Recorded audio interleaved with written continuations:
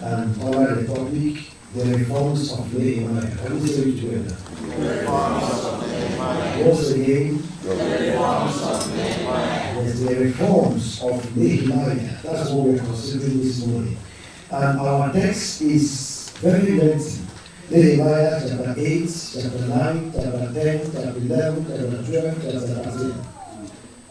And we are going to, in our usual manner, we are going to abridge it and see what we can capture from this. And as we've always done, we are always encouraged to try to read these passages before you come, because that's not how we can exhaust the whole thing in this single teaching. Our text is from Nehemiah chapter 8. The reader I will direct you how you will read and the message you will read. You will read Nehemiah chapter 8 from verse 1 to verse 3, and then chapter 9, 1 to 5, chapter 10, 30, and 31, and then you read chapter 13, 1 to 11. And I'll keep directing you. Our memory verse is also with us in Nehemiah chapter 9. Nehemiah chapter 9, verses 2 and 3.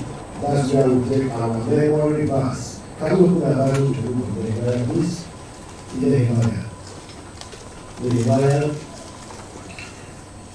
You know where Nehemiah is? So we open to the book of Nehemiah. You get it before Esther, get it before Job, and before Son, and Nehemiah. After Ezra, Nehemiah chapter 9. Another verse, we're going to read it together. Nehemiah chapter 9, then verses 2 and 3. After the count of 2, we read together. Are you there? Are you there? Are you there? 1 to go.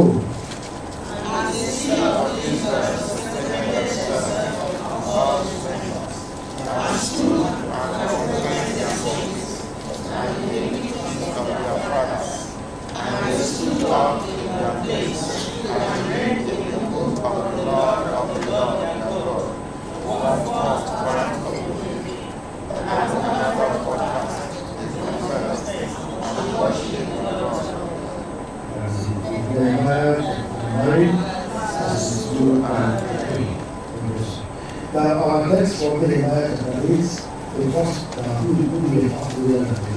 Nehemiah chapter 8, first reader, please. Raise up your hand, and then I will the rest of it. Nehemiah. Lord, how fast are you? Are you fast reading? Fine. Nehemiah chapter 8, we read from verse 1 to verse 3. Yes.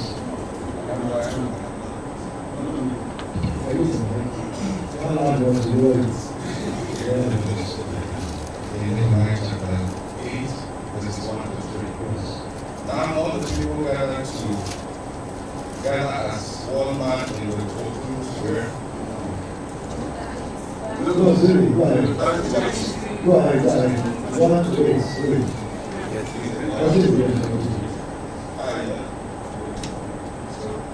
Because people doesn't have to do this. So you can read the uniform. Okay, chapter 1, 8, verse 1 to 3. And all the people gathered themselves together as one man into the street that was before the water gate. And they spake unto Ezra, the scribe, to break the book of the law of Moses, which the Lord had commanded to Israel. And Ezra the priest brought the law before the congregation, both of men and women, and all that could hear with understanding, upon the 10th day of the 7th month.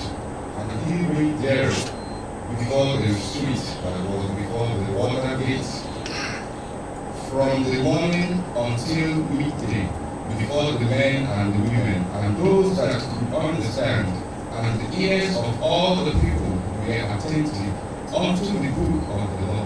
Now you read chapter 9, from verse 1 to 5. Now in the 20 and 4th day of this month, the children of Israel were assembled with fasting and with sackcloth, and earth opened, and earth upon them. And the seed of Israel separated themselves from all strangers, and stood and confessed their sins and the iniquities of their fathers, 3. And they stood up in their place and read in the book of the law of the Lord their God 1/4 part of the day, and another 4th part they confessed and worshipped the Lord their God. 4. Then stood up upon the stairs of the Levites Joshua and Bani, Kadmiel, Shebaniah, Bani, Sherebiah, Bani, and Hanani, and cried with a loud voice unto the Lord their God. 5. Then the Levites, Joshua and Kadmiel, Bani, Hashabni, Sherebiah, Hodijah, Shebaniah, and Pethiah, said, stand up and bless the Lord your God forever and ever. Blessed be thy glorious name, which is exalted above all blessing and praise. Chapter 10, 30 and 31.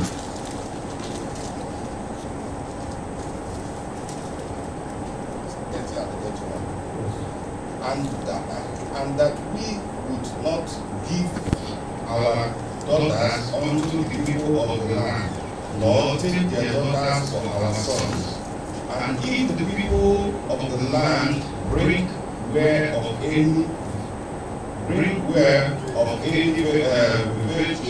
victuals of this Sabbath day to sell, that we will not buy it of them on the Sabbath or on the holy day, and that we would leave the 7th year and the exaction of the every debt.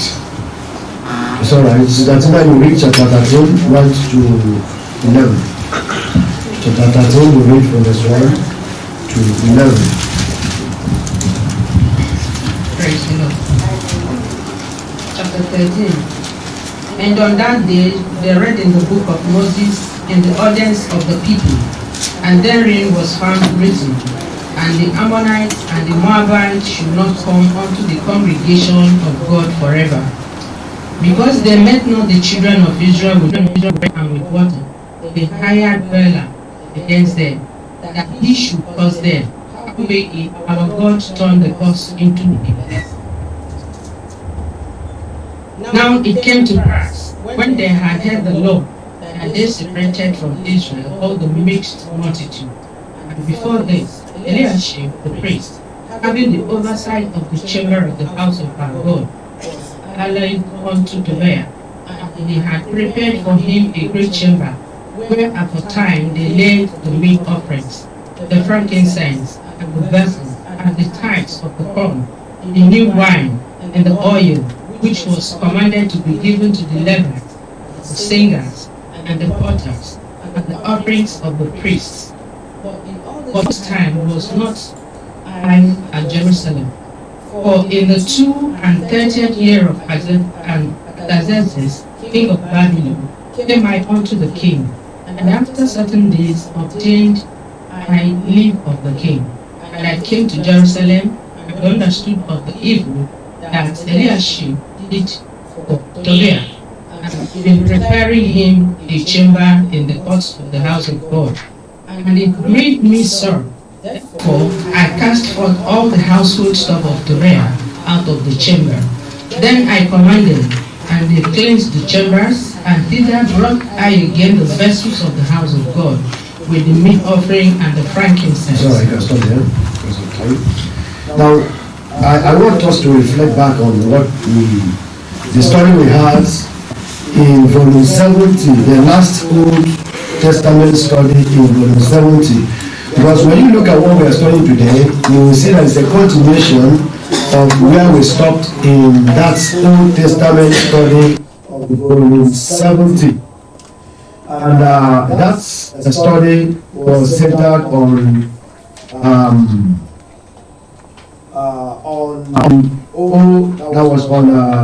rebuilding the walls of Jerusalem, if you can remember.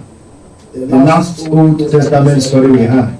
before we started the New Testament. The topic was rebuilding the walls of what?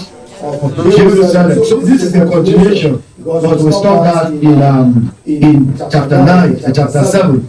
We are starting from chapter 8 today. So we discover that while they were concentrating on rebuilding the wall, first rebuilding the temple of Jerusalem upon return from the land of captivity. 70 years they spent there, I remember.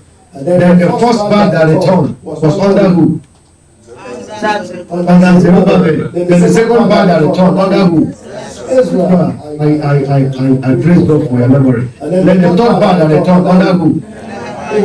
Fine. So upon the return, they started building. They built the temple, then they built the wall. And when they were building all this, of course, you remember there were strong oppositions. There were strong winds that was blowing against their will, and there was a frantic effort made by their opponent nations and opponent people in opposition to stop the rebuilding of both the temple as well as the wall. You remember Sanballat and Tobiah, who also mocked them when they were building the wall, that this wall they are building, they were laughing and allowed them to scorn. It's even if fox were crying on the road with scratch. To tell you that what they are doing is worthless, what they are building is meaningless, is worthless, and yet they courageously went ahead. They never allowed anything to destroy them. They never allowed those attacks. They never allowed those mockeries. They never allowed all those speeches and actions of people in opposition to weigh them down. They never allowed that. They courageously went ahead in building the wall. But we now discover that when they concentrated all their attention, all their effort, all their money, all their work, and whatever they have towards the rebuilding of the temple and rebuilding of the wall, something was somehow wrong somewhere. You see, human beings, we have a very fundamental problem, very big problem. You discover that human beings, when you are patching up here, it's leaking from there. And you turn around to patch there, it starts leaking from the other end. Turn around to patch there, it starts leaking from the other end. You patch it from west, it leak in the south. You patch it in the south, it will leak in the north. You patch in the north, it will leak at the other end. That was what happened here. When they were busy trying to rebuild the walls and trying to rebuild the temple of Jerusalem, their spiritual lives was drifting. Every concentration was on building, and people began to relax back into their sins. Since every attention was on the building, people did not paid little or no attention to their spiritual lives and relationship with God. And that was a big problem. Are you with me? And we also can learn something from there. You see, our emphasis determines, emphasis on the leadership of the church determines the focus of the members of the church. You must know that. Wherever we focus our attention, that determines where emphasis and attention of the people will focus to. And that is why in the church we always emphasize, we preach balanced teaching, balanced messaging, and balanced word of God, but we make much emphasis on holiness, because the Bible says follow peace with all men and what? And holiness, without which, what happened? No man shall see God. The word of God says, blessed are the pure in heart, for they shall do what? They shall see God. That is it. He said, be thou holy, for I am what? I am holy. We place much emphasis on that. Even in the midst of other things we do, holiness comes at the forefront, center. And so that's what transpired here. They lost sight on their relationship with God. They started relaxing back into their sins. And Nehemiah at this time noticed that. He said, no, this cannot be. There is need for a restoration of your spiritual lives. And he rose to that very occasion. So that is what we are seeing here today. So the emphasis in today's story, of course, is on Nehemiah's reformation and spiritual restoration through public reading of the book of the law and a renewed resolve and commitment to keep the covenants. The program for the repopulation of Jerusalem is